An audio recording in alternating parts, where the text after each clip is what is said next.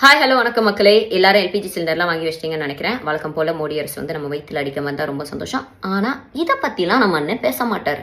ஏன்னா பேசினா ஜி அங்கே சொல்லி சிபிஐ வந்து குடுமையை பிடிச்சி ஆட்டி வச்சிடும். அதனால பேச மாட்டார். இப்போ வரைக்கும் பிஜேபியோட சேர்றோமா இல்லையா அப்படின்னு நிறைய டாக்ஸ் வருது.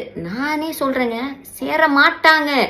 ஏன்னா பிஜேபி எதிர்க்கிறது தமிழ்நாடு, ஆன்டி பிஜேபி அப்படின்னு அவங்களுக்கு நரேட்டிவ் செட் பண்ணோம். இப்போ என்ன சொல்லுவாங்கன்னா, பார்த்தீங்களா நாங்கள் சேரல, நாங்கள் எங்கள் கொள்கை எதிரியோட சேரல, நாங்கள் ஆன்டி பிஜேபி அப்படின்னு சொல்லி தானே ஓட்டு வாங்க முடியும்.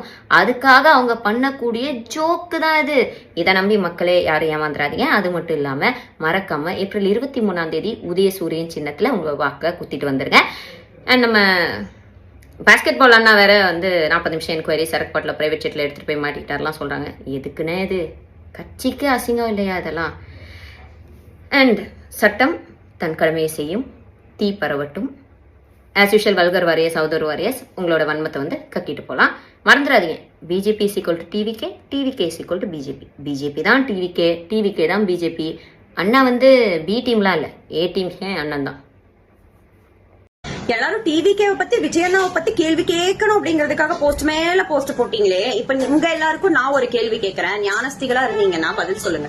அம்மா களப்பணியில ரொம்ப பிஸியா இருக்கு. அம்மா ஒரு குழந்தையோட உயிரே போயிருச்சே, நாசம் பண்ணி வெட்டி கொண்டிருக்கானுங்களே. இப்ப நீங்க இதை பத்தி எதுவுமே பேசலையே. இதுவே டிவிகேக்கு அகைன்ஸ்டா பேசணும்னா உடனே வந்திருப்பீங்களே. இப்ப எங்க போனீங்க?